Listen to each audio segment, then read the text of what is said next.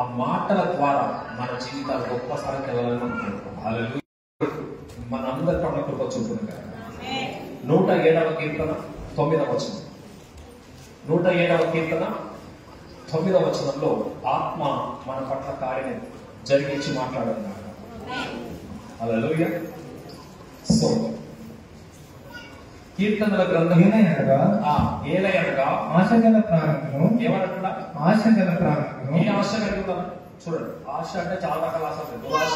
దురాశ కూడా ఆశకి ముందేముంది దురాశ. అది సరైన పద్ధతి కాదు. హల్లెలూయా. అది కూడా నెరవేరుతుంది, కానీ దాన్ని నీకు నష్టం చేస్తుంది. ఏం చేస్తుంది? దాని వల్ల నువ్వు చాలా ప్రమాదంలోకి వెళ్తావు.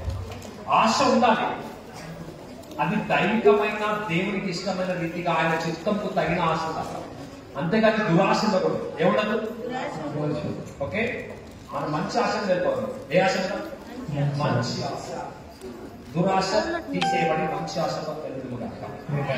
ఆశపడిన ప్రాణము ఆయన తృప్తిపరిచి ఉన్నాడు.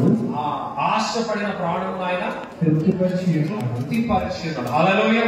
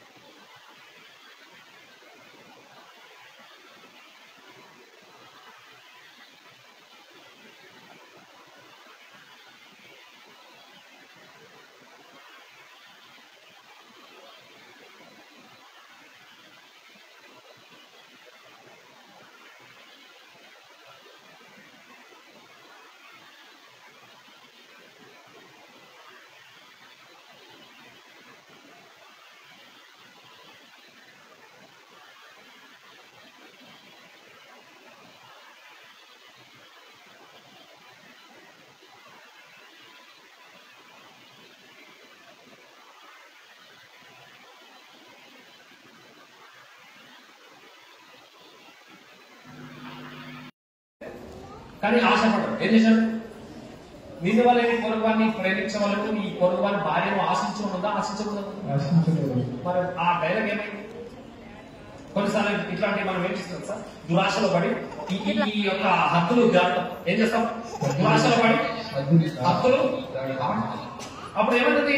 హద్దులు దాటి ఆ దురాశలకు వెళ్ళి దాన్ని అనుభవించి దాని తర్వాత వచ్చే భయంకరమైన పోరాటంలో పడి. హల్లెలూయా.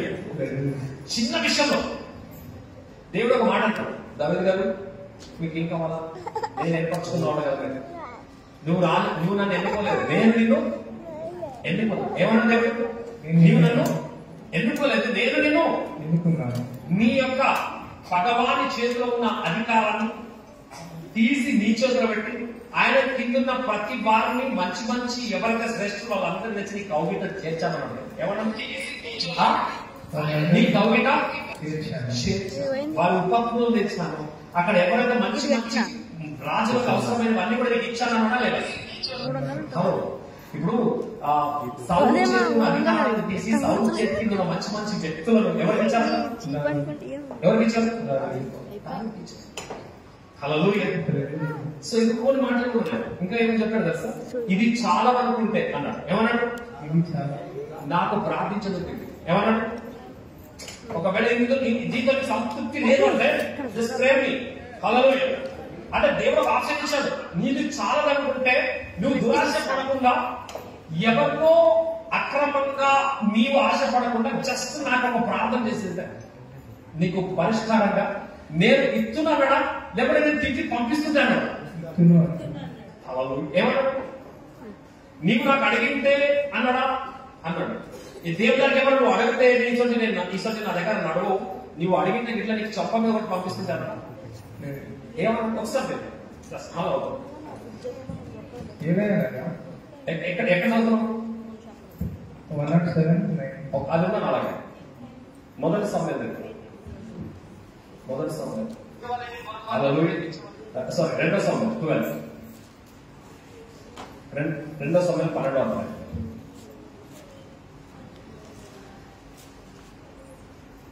అందరు తీద్దాం. రెండో సమయం రాసిన గ్రంథం 12 ఎక్కడ చదువుకోమంటారు? హల్లెలూయా. 12 పగటి యందు ఒక్క 8 నుంచి చదువు. నీ యజమానుని ఒక్క 7 చదువు. నాతాను దావీదును చూచి ఆ మనుషులను నీవే ఇశ్రాయేలుల దేవుడైన యెహోవా సెలవిచ్చినదేమనగా, ఇశ్రాయేలుల మీద నేను నిన్ను రాజుగా పట్టాభిషేకము చేసి సౌలు చేతిలో నుండి నిన్ను విడిపించి నీ యజమానుని నగరిని నీకు అనుగ్రహించి నీ యజమానుని స్త్రీలను నీ కోగిట చేర్చి ఆయన కోగిటిలో చేర్చి నీ కౌగిట చేర్చి ఇశ్రాయేలుల వారిని యూదా వారిని నీకు అప్పగించి చూడండి, ఇశ్రాయేలుని యూదా వారిని నీకు అప్పగించి ఏం తప్పలే. హల్లెలూయా. దేవుడు అంటాడు నీకేమైనా తక్కువైంది. ఇజ్రాయెల్లో మొత్తం నీ చేతిలో ఉంది, యూదా నీ చేతిలో ఉంది. అవునా? సౌలు దగ్గర ఉన్న మంచి మంచి శ్రేష్టమైన మంచి బ్యూటిఫుల్ ఒక మంచి అందగత్తలు నీకు ఇంటికి వచ్చేసారు. హల్లెలూయా. నేను అంటే బైబిల్లో సౌలు ఏదైతే ఇంపార్టెంట్ గా పెట్టుకున్నాడో అట్టి వారిని దేవుడు ఎవరి దగ్గర తెచ్చాడు? దావీదు. హల్లెలూయా. నువ్వు అడగకుండానే ఇంకా మంచి మంచి నీకు ఇచ్చేసాడు. ఆయన కుటుంబాన్ని నాకు ఇవ్వాలా అని అడగలే, కానీ నేను ఇచ్చేసాను. హల్లెలూయా. ఇంకా చూద్దాం. ఇవి చాలవని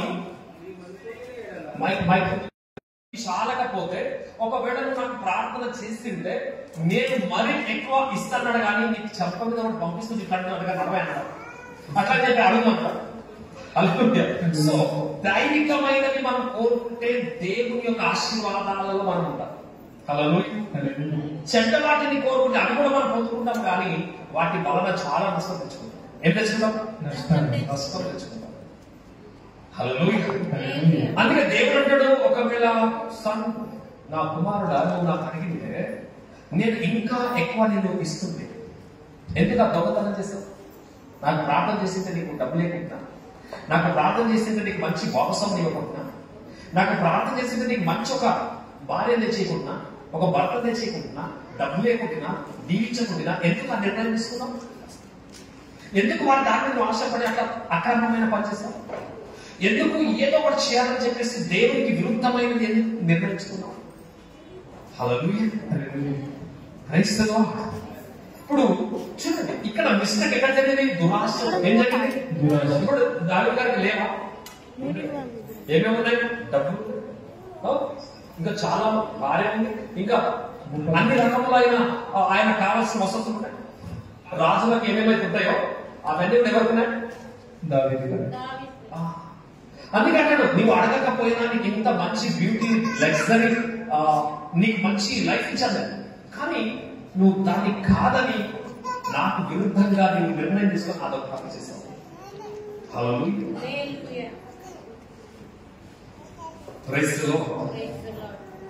అది చేసినప్పుడే మటన్ రావచ్చు కదా,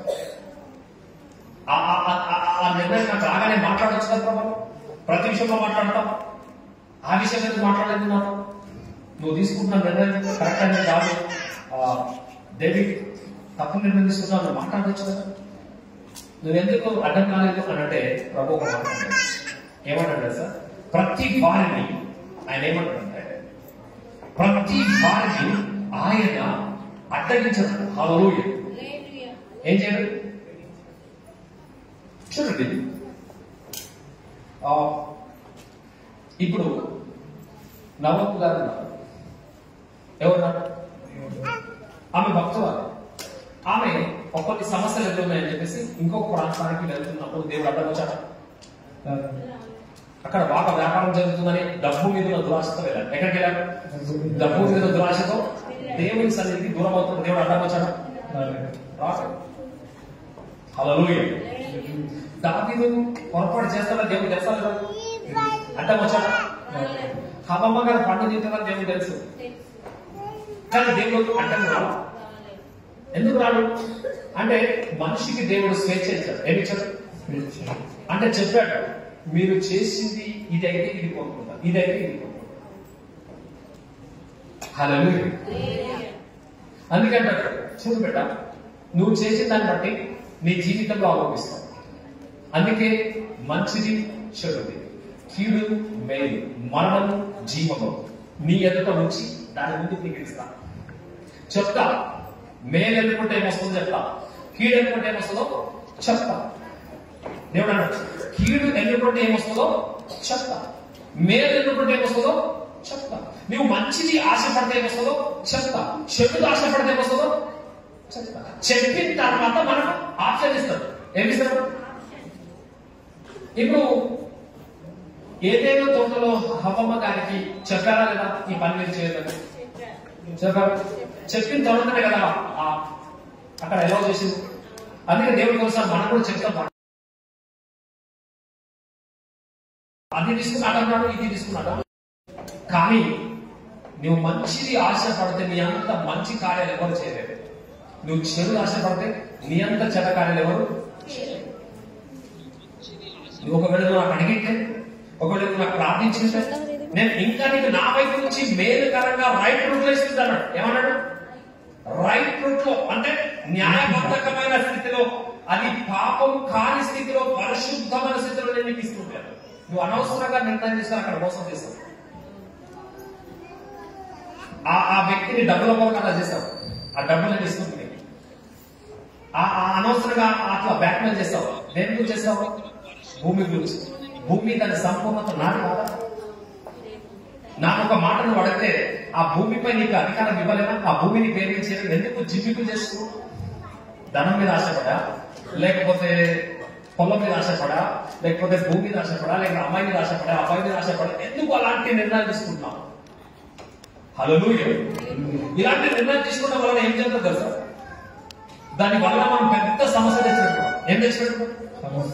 ఇప్పుడు దావీదు గారు అనుభవించారు, దావీదు గారు అనుభవించారు. దాని వెనుక ఫలం ఎవరు తెచ్చున్నారు? దావీదే. నువ్వు రహస్యంగా చేసావు, బహాటంగా నువ్వు అనుభవిస్తావు. ఎప్పుడు చేశారు? రహస్యంగా చేస్తావు, బహాటంగా అనుభవిస్తావు. హల్లెలూయా. Praise the Lord. ఇది ఎందుకు జరిగింది?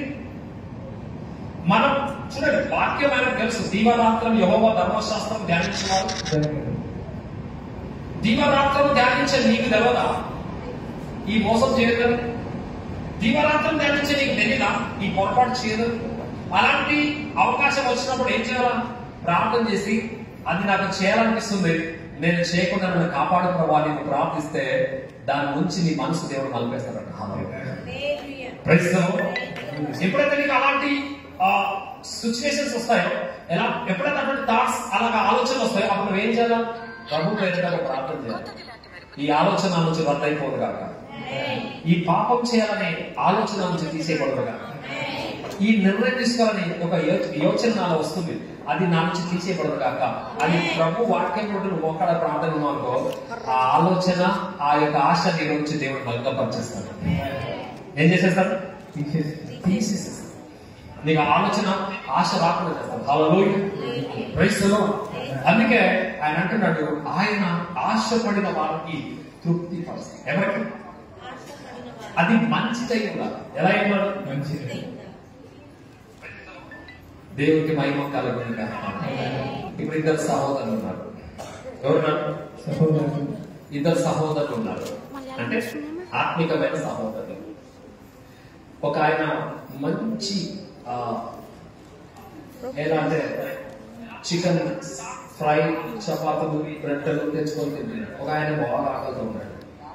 ఈయనకి ఇవ్వట్లేదు. ఏం చేస్తాడు? ఆయన తింటున్నాడు. ఇద్దరు వాక్యం చదువుతారు, ఇద్దరు ప్రార్థన చేస్తున్నారు. కానీ ఈయన మాత్రం ఆయనకు ఒక చికెన్ వేయట్లేదు, రొట్టె వేయట్లేదు. ఈయన చూసి ఏమన్నా సార్ నేను వాక్యం తెలియదు కానీ ఏంటంట పొరుగు వారిని ఏది ఆశించకూడదు, ఇల్లు అయినను భోజనమైనను భార్య అయినను ఇవన్నీ ఉన్నాయి కదా, మనం ఎందుకు అడుగుతున్నాం ఆయన అంటాడు. హల్లెలూయా. అందుకే ఎవరికి ఇష్టమైనట్టుగా వాళ్ళు ఆ సమయానికి దాన్ని వాడుకుంటున్నారు. కానీ దేవుడు వాక్యము పద్ధతి అనేది ఒక విషయం, కానీ దేవుడు దేన్ని ప్రేమిస్తాడు తెలుసా? కనికరము. ఆయన పట్ల కనికరం నుంచి నా సహోదరుడు ఆయన ఆశపడ్డాడు కనుక నేను కనికరంతో ఒక రొట్టె ఇస్తా, ఇంత కూరిస్తాను ఇచ్చింటాడు. వాక్యము ఆశపడద్దు అని ఉండినా నీ కనికరం అంట దేవుణ్ణి కదిలిస్తుంది. ఏం చేస్తుంది చూడండి, సమరయ స్త్రీతో మాట్లాడకూడదు కానీ కనికరం మాట్లాడుతుంది. వాక్యానుసారంగా మాట్లాడుతాడు, ఏం చేయదు వాక్యానుసారంగా ఆయన, కానీ కనికరం ఏం చేస్తుంది? మాట్లాడు. ఇప్పుడు కనికరంతో మాట్లాడాడు, వాక్యంతో అంటే చూడండి, వాక్యంలో మాట్లాడదాం, కనికరంతో మాట్లాడాడు. హల్లెలూయా. ఇప్పుడు ఏది యాక్సెప్ట్ అయింది? వాక్యం ప్రకారంగా చూస్తేనా అక్కడ ఏం చేశాడు? వాక్యానుసారం చేస్తే తప్పు చేశాడు. కనికరం చూస్తే మంచి చేశాడు. అందుకే శిష్యులు అన్నారు, ఈమె యొక్క పాపిష్టాలు, ఈయన ఆమెతో మాట్లాడకూడదు, ఈమెతో నిలబడదు, ఆమె మీద ఇతని మీద పడరాదు యాక్చువల్ అంటున్నారు. వాక్యానుసారంగా ఎలా? ఎందుకంటే ద్వితీయోపదేశ కాండం ఉంటుంది, విడవబడిందే గాని, భర్త లేనిదే గాని, వ్యభిచారే గాని యాజకులకు వారి దరిదాపులోకి రాకూడదు. హల్లెలూయా. ఏం చేయదు? వాక్యానుసారం చూస్తే ఏ స్కోప్ చేసిందండి? రాదు. కనికరం చూస్తే రైట్. హల్లెలూయా. హల్లెలూయా. అందుకే కొన్నిసార్లు కనికరమును బట్టి ముందుకు వెళ్ళాల్సి వస్తుంది. ఎలా వెళ్ళాల్సి వస్తుంది? వాక్యము ఒక తీరు ఉంటుంది, కనికరంతో దేవుడు ఇంకో తీరు చేస్తాడు. పాపిష్ఠమైన స్త్రీ రెడ్ హ్యాండెడ్ గా పట్టబడ్డది అని రాళ్ళ ఎప్పుడు పడ్డాడు. అప్పుడు ఆయన ఏమంటాడు? మీరు పాపం చేయని వాడు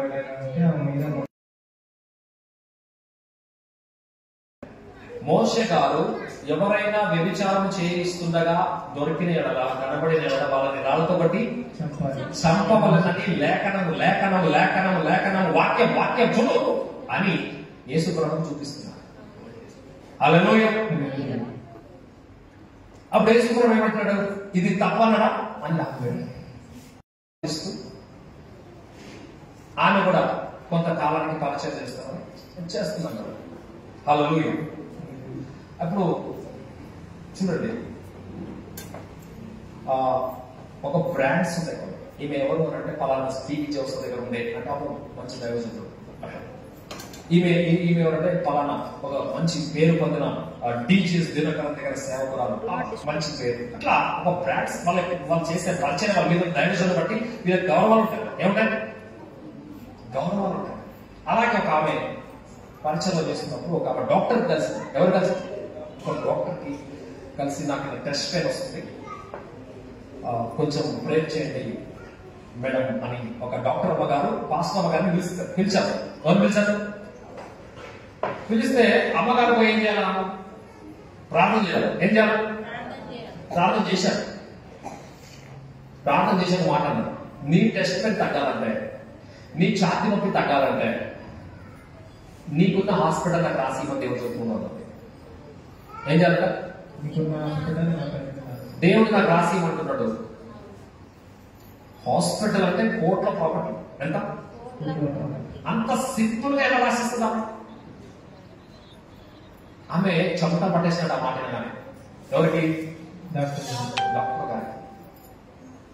ఏంటి హాస్పిటల్ రాసిందని దేవుడు చెప్పాడు. మళ్ళీ ఆలస్యం చేయమాట, నువ్వు ఆలస్యం చేస్తే ఇంకా టెస్ట్ పెయిన్ ఎక్కువయ్యి హార్ట్ వచ్చి నువ్వు చనిపోయే అవకాశం అని చెప్పింది. ఎవరు? ఒక మాట చెప్పేసింది, అమ్మా దేవుడు ఎప్పుడు ఎవరి దగ్గర పలానాన్ని ఆశించి పలానాది మీరు ఇస్తేనే మీకు బ్లెస్సింగ్స్ వస్తాయని, ఇస్తేనే మీరు బతుకుతంలో చేస్తారని దేవుడు ఎక్కడితో ఎప్పుడు ఎక్కడ అలా చెప్పడు. హల్లెలూయా. Praise the Lord. అది అమ్మగారి యొక్క దురాశ కావచ్చు. ఏంటంటే అమ్మగారి యొక్క దురాశ. నొప్పి తగ్గట్లేదు కదా, ఆమె చెప్పిన నుంచి ఇంకా నొప్పి ఎక్కువైతుంది కదా, అప్పుడు ఆ పాప ఏం చేసిందంటే వాళ్ళకి సంబంధించిన ఒక దైవజనుడిని దగ్గర తీసుకుపోయింది. ఈమె డాక్టర్ గారు ఎవరి దగ్గరికి దైవజనుడి దగ్గర తీసుకుపోతే ఆయన కూడా అలాగే చెప్పింది ఆమె, ఇట్లా నాకు పాస్టర్ అనుకుంటున్నాను. ఆయన ఎప్పుడు అలాంటివి మీకు ఎదురొస్తే దేవుడు అలా ఎవరి మీద కండిషన్ పెట్టాడు. ఏం పెట్టాడు? కనికరం గలవాడే కానీ ఇయ్యకపోతే చస్తామని చెప్పే దేవుడు కాదు. హల్లెలూయా. ఇస్తే మంచిది అని ఎవరికైనా ఏదైనా విషయంలో వాళ్ళకి పేరెప్పగలిగితే వేరు. హల్లెలూయా. అంతేగాని నేను హాస్పిటల్ లేకపోతే చస్తామని దేవుడు చెప్పడు. కాబట్టి ఆయన ఇది దేవుడి స్వరము కాదు, ఇది దేవుడి నిర్ణయం కాదు, ఇది వాక్యానికి విరుద్ధము అని దైవజనుడు చెప్పినప్పుడు నొప్పి ఎక్కువైతుంది కాదు, మనం ఏం చేయాలి అంటప్పుడు ఆయన ఒక ప్రేయర్ చేస్తే ఆమె నొప్పి క్షణంలో తగ్గిపోయినట్టు. హల్లెలూయా. ఒక్క క్షణంలో ఆమెకు వెంటాడుతున్న 3 రోజుల నొప్పి వెంటనే తగ్గిపోయినట్టు. ఇక మీదట గవర్నమెంట్ తీసుకుని ఇంటికి వెళ్ళిపోయి హాస్పిటల్లో నడిపించుకో, నొప్పి నీకు రాదు. ఆమె ఎక్కడైనా వస్తే ఆమె మళ్ళా హాస్పిటల్కి ఎంటర్ చేయకు. ఇలాంటి వారు దేవుని యొక్క వాక్యానికి విరుద్ధంగా వెళ్తున్నారు. ఎలా వెళ్తున్నారు? దేవుని వాక్యానికి విరుద్ధంగా. ఆశ ఉండాలి కానీ అది దురాశ. నువ్వు 2 కోట్ల ఆస్తులను రాసి అంటే చాక్లెట్ కేక్ ఒక 10 రూపాయల 20 రూపాయల 1,00,000 రూపాయల ఎంత? 2 కోట్ల ఆస్తి నీకు సింపుల్ గా దేవుడి మనని ఇచ్చేస్తారా? అందుకే మంచి ఆశ కలిగి ఉండాలి. ఎలా ఉండాలా? మంచి ఆశ కలిగి ఉండాలి. బైబిల్లో చాలా ఉన్నాయి కూడా. హమోన్ అనే ఒక వ్యక్తి ఉన్నాడు. ఎవరున్నాడు? ఆయన దావీదు కుమారుడు. ఎవరు? ఆయన రాజ్యానికి కుమారుడు, ఒక రాజ్యపు కుమారుడు. ఆయనకు కావాలనుకుంటే ఎంతమంది ఆ రాజు కుమారుడికి పిల్లలు ఇస్తారు? చాలా మంది ఇస్తారు. ఎందుకంటే ఆస్తి ఉన్నది రాజు కొడుకు.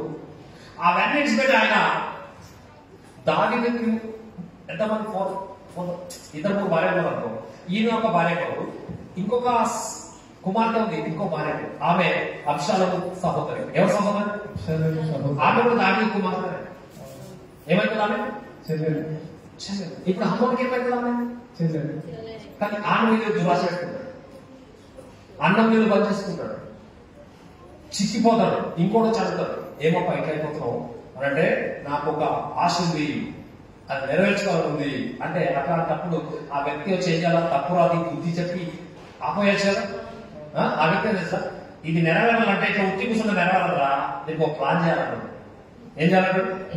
దీనికి ఒక ప్లాన్ చేయాలి. ఏంటి ఆ ప్లాన్ అంటే నువ్వు అన్నం మీద పనిచేసినట్టు చేసి చిట్లు పట్టుకోవడం. సో నాయన చూసుకుంటూ వస్తావు, నీకు నెత్తి మీద చేసి అవతలు ఏమైనా పెట్టా అంటే ఏం మొక్కొచ్చింది నాకు ఆ మన సహోదరుని కదా, ఆమె పిలిపించి నాకు ఇలా రొట్టె చేసి పెట్టి ఆమె చేతితో తినాలనిపిస్తుంది అంటాడు.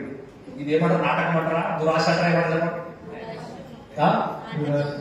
ఎంత భయంకరమైన దురాశ. వాడు కోరుకుంటే మంచి మంచి అందగత్తలకు ఇవ్వకపోతే తెచ్చి మేనేజ్ చేస్తాడు ఆ డాడీ. అలాంటిది డాడీకి చెప్పకుండా ప్రార్థన చేయకుండా దురాశ వల్ల ఏదో ప్రాబ్లం చేస్తే మాత్రం చట్టం చుట్టూ ఉండదు, దేవుడు మాత్రం ముక్తి ఉన్నాడు. అమ్మోని ఏం చేస్తాడు తెలుసా? వాడు చేసిన పాపం బట్టి ఇంకొకరు మన ప్రాణం తీసుకుంటే దేవుడే అలాంటి నిర్ణయం తీసుకుంటాడు. అబ్షాలోము చేతిలో ఈ అమ్మోన్ అంటే గాడి మీద ఎత్తుంటారు. హల్లెలూయా. అంటే ఒక బిందులో ఎక్కడ ఒక బిందులో ఒక ప్లాన్ తో ఆ అబ్షాలోము కానీ నన్ను ఏం చేస్తారు? చంపేస్తారు. ఏం చేస్తారు? చంపేస్తారు. చెప్పండి, ఇప్పుడు ఎక్కడికి వెళ్తే తప్పు ఎక్కడికి వస్తుంది? దావీదు గారు ఒక్కసారి దురాశ పడినందుకు అతను కొడుకు ఏమో కూతురు మీద దురాశ పడే, ఇంకొక కొడుకేమో వీనికి మీద ఒక మంచి ప్లాన్ తో దీన్ని చంపేస్తారు. అంటే ఎక్కడెక్కడ అనుకుంటున్నా చూడండి దురాశ. అంటే చిన్న నిర్ణయం ఇట్లాంటి పరిస్థితుల్లో మనం తీసుకెళ్తాం. సంసోను కూడా చెప్పారు, నీకు కావాలనుకుంటే మన దగ్గర ఎక్స్ నంబర్ 1 స్త్రీలు ఉన్నారు, ఒక ఆమె తెచ్చి పెళ్లి చేస్తాం, మన ఆమె వదిలేసి అంటే ఆయన ఏమంటాడు? సంసోను గారు ఏమంటారు? లేదు లేదు, ఆమె నాకు చాలా ఇంపార్టెంట్ వ్యక్తి, ఆమె నాకు కావాలి అన్నాడు. ఆశపడ్డాడు. ఏం పడ్డాడు?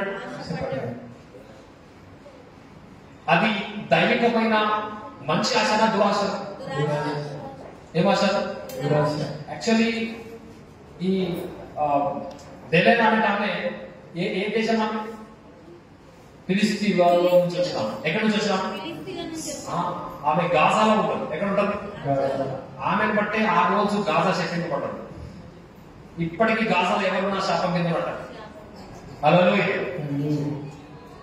ఇప్పుడు ఆమె కావాలనుకున్నాడు, అనుభవిస్తున్నాడు. కానీ ఎవరు చిక్కబడ్డారు చెప్పండి? ఆయనే కదా.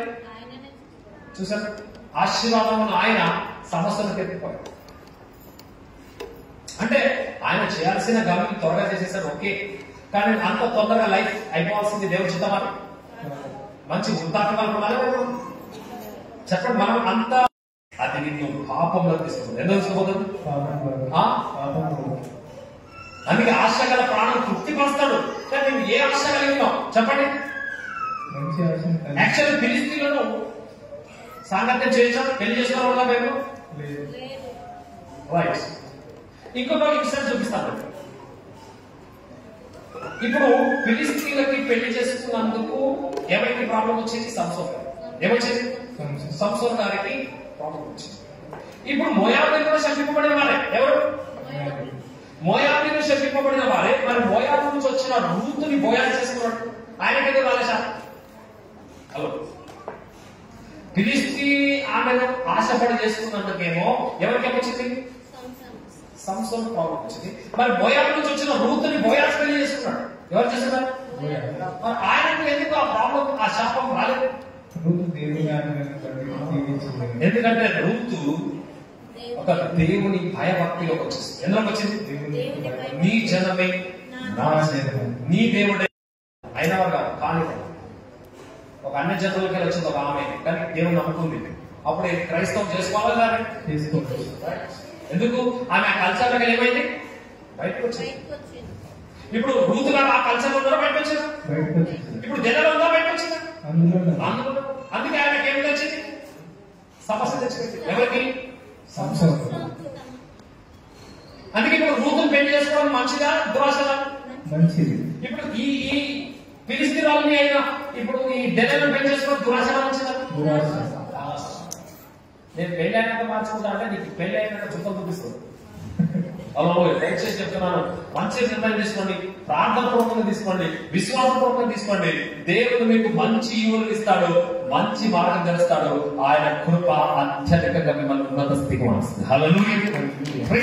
అందుకే ప్రియ సహోదరి సహోదరులు, దేవుడి నిర్ణయం ఏంటో పరిశోధించి ఏంటంటే ఆయన దృష్టికి ఏది ఉత్తమమో ఏముంది అదే నువ్వు నిర్ణయించుకోవాలి. ఏంటంట?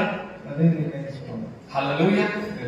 దురాశతో మనకు మనమే నిర్ణయాలు తీసుకో. ఏం చేసుకోవద్దు? చూసారు? హల్లెలూయా. బైబిల్ ఎంతమంది లేరు ఇట్లా వాళ్ళ దురాశ చేసుకోవాలి? చెప్పండి.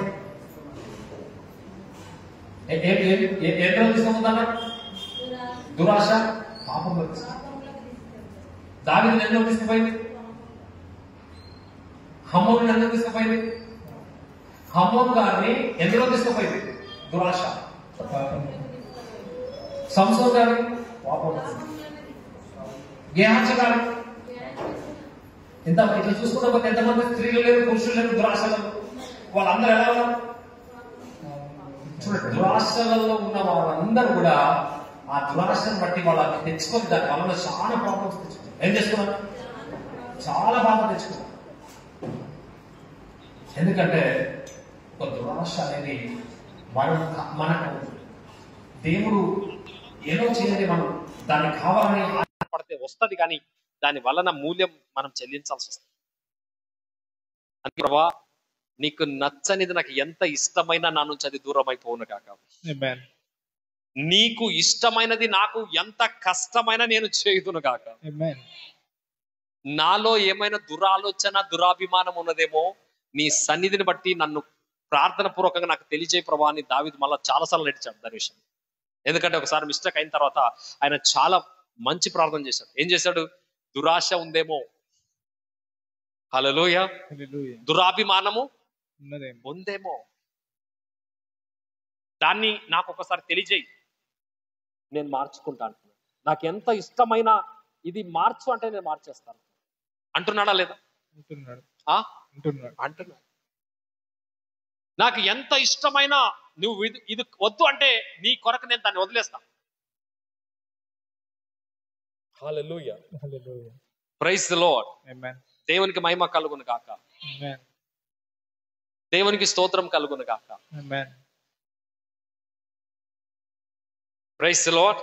అందుకే ప్రతి వారు విశ్వాసం సంబంధమైన మంచి విశ్వాసం ఉండాలి. అందుకే ప్రభు అంటున్నాడు, మీరు మంచి మనస్తత్వంతో ఆశ కలిగి ఉండాలి. ఎలా ఉండాలట? నీకు ఒక విడుదల రావాలని ఆశతో ఉండు, నీకు దేవుడు ఆశీర్వదించాలని ఆశతో ఉండు. హల్లెలూయా. నీకు బాగా కావాలని ఆశతో ఉండు, దాన్ని దేవుడు యాక్సెప్ట్ చేస్తాడు. దీన్ని కూడా చేస్తాడు, కానీ సమస్యల్లోకి వెళ్ళిపోతాం. ఎందులోకి వెళ్తాం? ఎందుకంటే వాక్యం ఏం చెప్తుంది? అడుగు ప్రతివానికి, వెతుకు ప్రతివానికి. అది ఏది ఎతుకుతున్నావు, ఏది అడుగుతున్నావు, ఒక్కసారి హృదయం చేసుకున్నాడు. ఆలోచించు, ప్రభా నీకు ఇష్టమైనది అడుగుతున్నానా, నా దురాశని బట్టి అడుగుతున్నానా? ఒక్కసారి దాన్ని బట్టి. ఎందుకంటే దేవుడు అన్నాడు, నీవు దేన్ని బట్టి అడుగుతున్నావో దాన్ని బట్టి నీ నడకతో ఉంటుంది. ఇప్పుడు వాక్యంలో ఒక మాట ఉంది, ఏముంది? మీరు నిలబడిన చోటల్లా మీకు వస్తుంది అని. ఏముంది? మీరు అడుగు పెట్టిన ప్రదేశం అంతా కూడా మీకు అవుతుంది అనేవాడు. అవునాడా లేదా? హల్లెలూయా. ఇప్పుడు ఎవరి పొలంలోనో మనం నిలబడి అవును కాక అంటే దాన్ని ఏమంటారు? ఒక వ్యక్తి నా దగ్గరకు వచ్చి దేవుడు వాక్యం పెట్టుంది కాబట్టి ఈ పొలం నా అవును కాక ప్రేర్ చేస్తాడు. ఎవరి పొలం నిలబడ్డాడు? ఆయన పొలం పక్కన ఉంటుంది. ఎక్కడుంది? దీని విషయంలో నేను చాలా సంవత్సరం ప్రేర్ చేస్తున్నాను. ఏమని? ఇది నాకు అవును కాక. ఏమంట? ఎవరో పొలంలోకి వెళ్ళి ఇది నాకు అవును కాక అంటే అది మంచి దేశమా దురుద్దేశమా చెప్పండి? ఇదే పొలం కావాలని చూడండి. నాబోతు దగ్గర మంచి ద్రాక్ష తోట, అహాబు దగ్గర పెద్ద పెద్ద ఎకరాలు, 100 ఎకరాలు. నాబోతు దగ్గర 1 ఎకరం. ఎంత ఉంది? ఇప్పుడు ఇంత నాకు అది కావాలని దురాశపడతాం. ఆయన ఎక్కడ మా అప్పలు సంపాదించిన ఆస్తి, మా పితరుల కాడికి వచ్చిన ఆస్తి, ఇది నాకు మెమొరీగా, ఇది నాకు గుర్తింపుగా, ఇది నాకు ఉండని, నేను ఇవ్వలేను, దయచేసి నన్ను క్షమించాలి రాజగారు అని అన్నందుకు మూతి ముడుచుకొని ఇంట్లో కూర్చొని అలిగి దురాశతో వింటుంటే ఆమె ఏమంటుంది తెలుసా? ఎందుకు మీరు బాధపడుతున్నారు, ఎందుకు మీరు దుఃఖపడుతున్నారు అంటే, నాబోతు నాకు ద్రాక్షతో ఇవ్వాలన్నాడు. ఏమన్నాడు? అది ఆయనది. ఎవరిది? ఆయన ఇస్తే తీసుకో, ఇవ్వనంటే కానీ నాకు కూడా ఏమంటారు? ఆమె ఏమంటారు తెలుసా? అట్లనా? మరి అట్లా అడుగుతున్నాం, మనకేం తక్కువ? 100 ఎకరాల భూమి ఉన్నది, మనం ద్రాక్ష తోట వేద్దాం, నువ్వేం టెన్షన్ తీసుకుంటున్నావు అనొచ్చు కదా. ఆమె అట్లా అన్నది. ఏమంటా తెలుసా? నువ్వేం టెన్షన్ తీసుకో, రేపు సాయంత్రం కల్లా నీ పేరు మీద రిజిస్ట్రేషన్ నేను చేపిస్తా అంటాను. ఆ భూమి ఏమంటది? సాయంత్రం కల్లా భూమి పైన హ్యాపీగా నువ్వు భోజనం చేయి, ద్రాక్షరసం తాగు, ఆనందించు. ఎట్లా చేస్తావు? నీకు అనవసరం. నలుగురికి పిలిచి మనిషికి 10,000 వేలు పడేసి, నేను చూస్తుండగా రాజును వీడు ఆడరాని మాట్లాడిండు, తిట్టరాని మాటలు తెచ్చిండు, శపించరాని శాపనాలు పెట్టిండు, మేము విన్నాము అని ఆ నలుగురు వచ్చి సమాజంలో సాక్ష్యం చెప్తే, ఎవడైనా రాజును దూషించిన ఎడల, ఎవడైనా రాజును తిట్టిన ఎడల వాడిని రాళ్లతో కొట్టి చంపవలను అని శాసనం ఉంది. కాబట్టి ఆ శాసనం పాస్ చేసి ఆ కోర్టుకు తీసుకుపోయి ఆయన మీద లాయర్ని పెట్టి, ఈయన అనందే అన్నాడని ఆ నలుగురితో సాక్ష్యం చెప్పించి ఇతను రాళ్లతో కొట్టించి ఏం చేస్తారు? చంపేస్తారు. ఏం చేస్తారు? భూమి రిజిస్ట్రేషన్ చేయించుకుంటారు. ఎందుకంటే ఎవరు లేకపోతే ఎవరికైతే గవర్నమెంట్కి అవుతుంది కదా. ఇప్పుడు ఎవరో పెద్ద నవాబులు వాళ్ళు పోయిన తర్వాత ఆ భూములను ఏం చేశారు? ఇప్పుడు గవర్నమెంట్ స్వాధీనం ఉన్నాయి కదా. అట్లాగే ఆయన చనిపోయిన తర్వాత ఆయన ఇంట్లో ముంగట ఎవరు లేరు, పాపం ఒక్కడే ఉండే. ఆయన చంపేసినప్పుడు ఆయన కింద ఎవరు లేనప్పుడు అది భూమి ఎవరికి వెళ్ళిపోయింది? గవర్నమెంట్. సాయంత్రం కల్లా రిజిస్ట్రేషన్ చేపించేసింది. ఎవరి పేరు మీద? రాజు పేరు మీద రిజిస్ట్రేషన్ అయిపోయింది. ఏంటి? ఆ ల్యాండ్. అమ్మయ్య సాధించమ్మా, శభాష్ అని ఆనందిస్తూ చికెన్ తినుకుంటూ గంతులు వేస్తున్నప్పుడు ఎవరు వచ్చారు అక్కడ? తిలిఫీడ్ అని ఏలియా వచ్చాడు. ఎవరు వచ్చారు? హల్లెలూయా. ఏమొచ్చింది అక్కడికి దేవుడి నుంచి? వర్తమానం. ఈ కార్యము చేసింది గవర్నమెంట్కి తెలియదు, కోర్టుకు తెలియదే, జడ్జికు తెలియదే, ఈ నలుగురికి మీకు తప్ప. కానీ నాకు తెలుసు, మీకు కోర్టు అంత పెద్ద శిక్ష ఇవ్వదు, పోలీసులు అంత పెద్ద శిక్ష ఇవ్వరు, జనాలు అంత పెద్ద శిక్ష ఇవ్వరు. ఏ ప్రజల సొమ్ము తీసుకొని మీరు ఆనందిస్తున్నారో మీ సొమ్ము కూడా విడిచిపెట్టి వాడిలాగే చనిపోయినప్పుడు వాడి రక్తము నాకిన కుక్కలు మీ రక్తము నాకబోతున్నాయి అన్నారు. హల్లెలూయా. ఇప్పుడు చూడండి, వీళ్ళు 100 ఎకరాల భూమి పెట్టుకొని, మంచి అధికారం పెట్టుకొని, రాజ్యత్వంలోని 1 ఎకరా భూమికి కక్కులు పడి దురాశపడి ఏం చేసుకున్నారు? చూసారా ఎట్లుంటదండి? దేవుడు ఇచ్చాడు అది, వాళ్ళు దురాశ పడ్డందుకు ఆ భూమి ఇచ్చాడా లేదా? దాని వెనక మూల్యం కూడా ఇచ్చాడా లేదా? ఇచ్చాడు. అందుకే అట్లా దేవుడు ఇస్తాడు, మనం అడిగింది. అది మంచిదైనా ఇస్తాడు, చెడ్డదైనా ఇస్తాడు. కానీ దాని వెనక వచ్చేది అది కూడా ఆపడు. చెప్పండి, ఇప్పుడు నాబోతు దగ్గరికి 1 ఎకరం ఆక్రమించుకున్నారు వీళ్ళు, కానీ ఎంత పోగొట్టుకున్నారు ఇప్పుడు? చూసారా, 100,000 ఎకరాలు పోగొట్టుకున్నారు. అంతేకాదు, ప్రాణాలు పోగొట్టుకున్నారు. ఏం పట్టుకున్నారు? ప్రాణాలు. మంచి లగ్జరీ లైఫ్, మంచి అత్యధికమైన ఆనందకరమైన జీవితాన్ని ఒక చిన్న దురాశతో ఏం తెచ్చుకున్నారు? చావుని కొని తెచ్చుకున్నారు. చూసారా, చిన్న దురాశ ఎంత అంటే, ఆశపడిన ప్రాణం తృప్తి పరుస్తాడు, కానీ ఎలాంటి ప్రాణము తృప్తి పరిస్తే మంచిగా ఉంటుంది. హల్లెలూయా. నాబోతుకు అహాబుకు దేవుడు తెలియదా? యెజబెల్ అమ్మకు తెలియదా? ఇది నిర్ణయం దేవుని చిత్తం కాదని తెలియదా? ఇది తప్పని తెలియదా? ఎంతమంది మనకు తెలియదు ఇలా మీద ఈ అబద్ధ నేరం ఆడొద్దని? ఆయన ఆడేస్తుంటాం. ఏం చేస్తాం? చూసారా, ఏదో విషయంలో. అందుకే అంటాడు, మనసులతో తిప్పించుకొని దేవుని దగ్గర తప్పిపో. హల్లెలూయా. ఉన్నది ఉన్నట్టుగా దేవుని సముఖంలో నువ్వు ఉంటే నష్టపోయినా దానికి రెట్టింపు నీ అకౌంట్ లో యాడ్ చేస్తాడు, నువ్వు నిజాయితీగా ఉన్నందుకు. Hallelujah. Praise the Lord, the name of Jesus.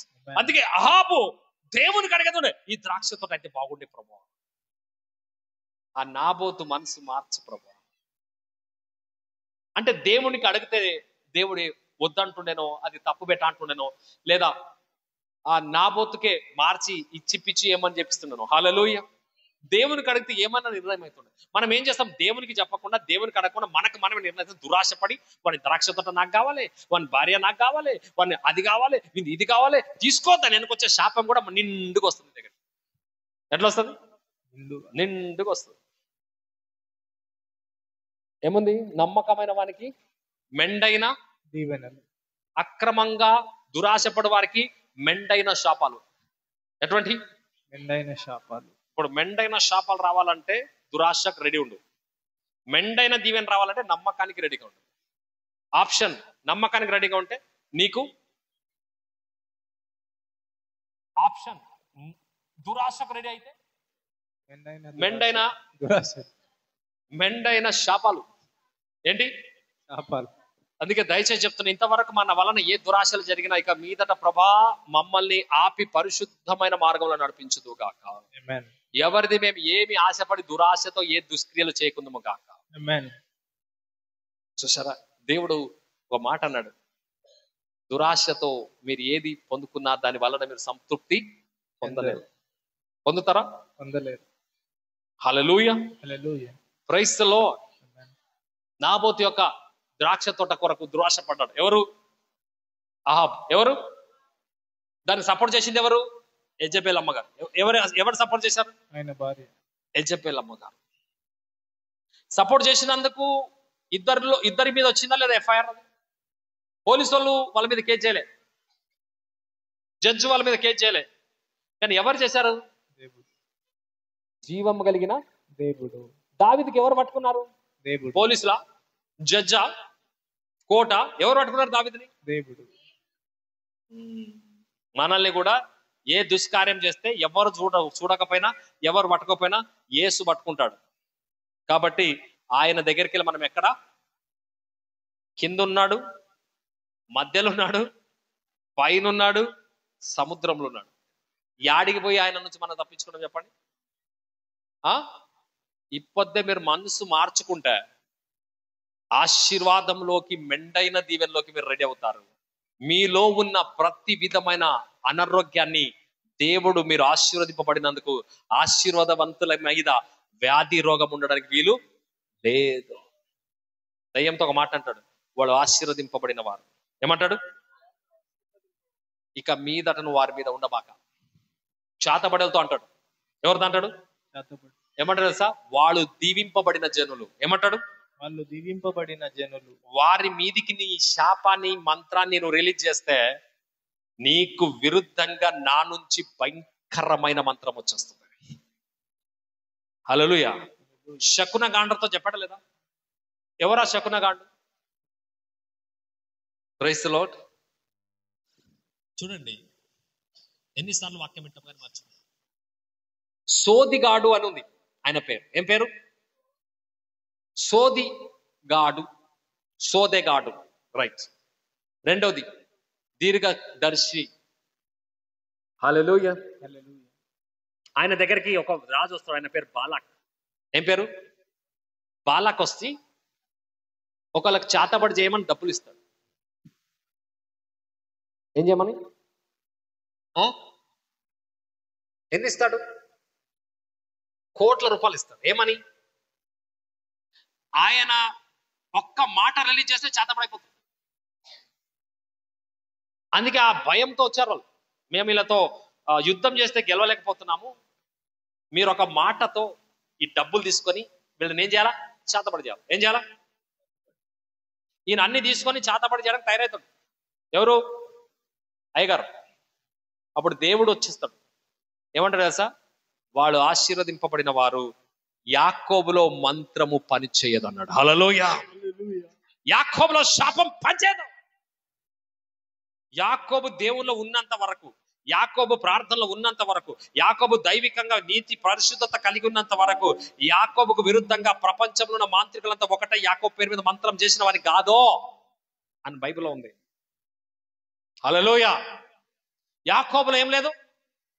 మంత్రం లేదు. యాకోబులో శకునము లేదు. శకున గాండ్రవైన, సోదెగాండ్రవైన, దీర్ఘదర్శివైన బిలాము నా ప్రజలను శపించడానికి వెళ్తే వాళ్ళు ప్రార్థనలో, విశ్వాసంలో, నమ్మకంలో నాకు జనాంగము గనక అట్టి జనాంగం మీద నీ మంత్రము చేతబడి వచ్చిందా వీళ్ళ మీదకి? నీ మీదకి కూడా దేవుడు చేతబడి రానియాడు. నీవు దురాశను విసర్జించు, పాపాన్ని విసర్జించు, పాపం చేసే అవకాశం వెనకకు జరుగు. హల్లెలూయా. హద్దు దాటిపోయి చేయబాక. బుద్ధి చెప్పి సరి చెయ్యి. ఏం చేయాలా? ఏం చేయాలా? Praise the Lord. ఈ రూతమ్మ బోయాస్ దగ్గరికి వెళ్ళినప్పుడు ఆయన ఏం చెప్పాడు? ఇట్లా కాదమ్మా, ఇది పద్ధతి, దీనికి ఒక సిస్టమేటిక్ ఉంటుంది, అలా దైవికంగా చేయాలంట. ఏమంటాడు? ఆయన కూడా మంచి ద్రాక్ష రసం దాగి ఉన్నాడు. ఆయన కూడా ఒక మంచి ఎంగేజ్ లో ఉన్నాడు.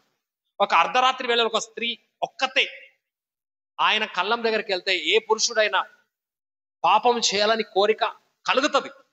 కానీ ఆయన అవకాశం ఉన్న ఏం చేస్తున్నాడు? ఇది కాదు మనం చేయాల్సింది, దీనికి ఒక సిస్టమేటిక్ ఉంటుంది. ఇట్లా మనం ఇద్దరమే నిర్ణయం తీసుకోవద్దు. ఇది ఏంటంటాడు? ఇద్దరమే నిర్ణయం తీసుకోవద్దు. ఇది దైవికమైన చిత్తం ఏంటో దీన్ని దేవుని సన్నిధిలో పెట్టి, అది దేవుని చిత్తంలో ఒకవేళ కరెక్ట్ ఉంటే తప్పక ఆ దేవుని నిర్ణయం బట్టి నేను పెళ్లి చేసుకుంటాను. కానీ అప్పుడే ఆమెను అవకాశం దొరికింది కదా అని చెప్పేసి అప్పుడు ఆయన పాపం చేయడానికి కానీ తప్పు చేయడానికి కానీ ముందుకు వస్తాడా? ఎందుకు రాలేదు చెప్పండి? దేవుని చిత్తం కాదు. దేవుని చిత్తం ఏంటో పరిశీలించింది ఆయన. ఆమెకి ఏం చేసింది? ఆ నైట్ అంతా దగ్గర పెట్టుకున్నాడు కానీ ఆమెను ముట్టలేదని ఉంది బైబిల్లో. ఏం చేయలేదు? మరి ఆమె వెళ్తున్నప్పుడు ఆమెకు మంచి నచ్చ చెప్పి ఆమెకు ధాన్యం ఇచ్చి పంపించాడు. ఏం చేశాడు? ధాన్యాన్ని ఇచ్చి పంపించాడు. అప్పుడు నయోమి గారు అనుకుంటున్నారు, గురుతమ్మ గారు ఇట్లా చేసుకొని వస్తున్నారేమో అని. అప్పుడు ఆమె అంటుంది, మీరు అనుకున్నట్టు జరగలేదండి అని అంటున్నారు. ఏమంటది? మీరు అనుకున్నట్టు జరగలేదండి. ఆయన చాలా నీతిమంతుడు. ఆయన అవకాశం వచ్చినా దేవుని బట్టి నిర్ణయం తీసుకుంటాడు. దేన్ని బట్టి? దేవుని బట్టి. దొరికిందిలే ఛాన్స్ అని చెప్పేసి దేవుణ్ణి పక్కన పెట్టేసి నిసలో చేసేసాడా? అట్లా చేస్తే దాన్ని ఏమంటారు? దురాశ. ఏమంటారు? దురాశ. హల్లెలూయా, ప్రైజ్ ది లార్డ్. అందుకే అందరి దగ్గర ఆ జీన్స్ ఉంటాయి. ఎవరు జీన్స్ అయితే దేవుని బట్టి కంట్రోల్ చేస్తారో వాళ్ళు మెండైన దీవెనలకు పునాది వేసుకుంటారు. అందరి దగ్గర జీన్స్ ఉంటాయి, ఆపాలి. దేవుని బట్టి కంట్రోల్ చేశారు అనుకోండి, మీరు బ్లెస్ అవుతారు. హల్లెలూయా. ఆమె నచ్చజెప్పి పంపించేశారు, ఇది తప్ప ఇలా చేయకూడదు, నేను చేసే విధానం వేరు ఉంటుంది. రైట్? హల్లెలూయా. అలా చాలా మంది దైవజనులు బైబిల్ గ్రంథంలో అక్రమంగా పాపం చేసే అవకాశాలు వచ్చినా వాళ్ళు నచ్చజెప్పి వాళ్ళని మార్చేశారు. ఏం చేశారు? మార్చేశారు. వాళ్ళని దేవుళ్ళలో తీసుకొచ్చారు, విశ్వాసంలోకి తీసుకొచ్చారు, పరిశుద్ధతలోకి తీసుకొచ్చారు. ఎందులో తీసుకొచ్చారు? దొంగల ఊరు సువార్తపురంగా మారింది. ఏం మారింది? సువార్తపురం. అది దురాశ ఊరు ఒకప్పుడు. దొంగతనం ఎందుకు చేస్తారు? దురాశతోనే కదా. దేంతో చేస్తారు? దురాశ. ఇప్పుడు దాన్ని ఏం పేరు పెట్టారంట? దానికి సువార్తపురం. ఒక దొంగ ఫస్ట్ మారాడట. ఎవరు మారారు? ఆ ఊర్లో ఒక దొంగ మారి ఎంతమంది గజ దొంగలరో వాళ్ళందరిని ఏం చేశాడట? మార్చేశాడు. ఈ దొంగల దగ్గర నేనెందుకు పోవాలా, ఈ దొంగలకు నేనెందుకు చెప్పాలని కాదు, వాళ్ళని మార్చడానికి, వాళ్ళను బాగు చేయడానికి ఆ దొంగలున్న ప్రదేశానికి వెళ్ళి ఆ దొంగతనం చేస్తున్న వారితో చెప్పాడు, అరే మనం దొంగతనం చేస్తున్నాం, నేను కూడా చేసిన. ఈ దొంగతనం వల్ల మన ఇంట్లో మన సమాధానం ఉండేనా? ఎంతో మంది ఎన్నో దోచుకొచ్చినాం రా. మనం ఏం సంపాదించినాం రా? అదే దొంగలుగానే మిగిలిపోయినాం. ఎలా మిగిలిపోయినాం? ఎట్లున్నా మాట్లాడినాము, దొంగలుగా మిగిలిపోతాం. దీని వలన మన ఇంట్లో శాంతి ఉందా? మనకు శాంతి ఉందా? ఏం చేస్తున్నాం మనం? అదే నువ్వు క్రీస్తులోకి వచ్చి ఆయన నామమును బట్టి ప్రార్థిస్తే, ఆయన సన్నిధిలో కొనియాడితే నీకు తెలియని రీతిలో సంతోషము, సమాధానము, ఆశీర్వాదములు, యెహోవా ఆశీర్వాదము, ఐశ్వర్యం ఇస్తదిరా అని చెప్పాడు. హల్లెలూయా. మనుషుల దొంగతనం వలన మనుషులు సంపాదించుకోలేని డబ్బు, మనుషుల కష్టార్జితంతో సంపాదించలేని డబ్బు, యెహోవా దానమే స్థిరము, యెహోవా ఆశీర్వాదమే నరులకు మెప్పుగా మారుస్తుంది. ఆ దొంగ చెప్పేశాడు. మారిన దొంగ చెప్పాడు. ఎవరితో? మారని దొంగలతో. ఏమన్నాడు? యెహోవా నామమును బట్టి మనం ప్రార్థిస్తే మనము దొంగతనం చేసిన దానికన్నా, మనం అనుకున్న దానికన్నా దేవుడు మనకి ఇవ్వగలడు. హల్లెలూయా. అక్రమంగా డబ్బు తెచ్చుకుంటున్నాం, ప్రార్థించి దేవుని సన్నిధిలో కొడితే నిజాయితీగా క్రమంగా మనకు డబ్బు వస్తుంది. హల్లెలూయా. అందుకే బోయాజు చెప్పాడు, ఇది క్రమం కాదు, క్రమంగా ఈ పని చేయాలి. అందుకే దురాశతో ఎన్ని అవకాశాలు వచ్చినా అవి తీసుకోవద్దు. ఏం చేయదు? Praise the Lord. హల్లెలూయా. ప్రతి వారము దేవుని సన్నిధికి వస్తున్నాము. ప్రతి వ్యక్తిలైన మనము దురాశను విసర్జించితే మనం ఆశీర్వాదంలో ఉంటాం. ఎక్కడ ఉంటాం? మోకరిస్తాం. ప్రేయర్ చేయండి. మా దగ్గర కూడా పాప జీన్స్ ఉంటాయి. యేసు నామములో నిన్ను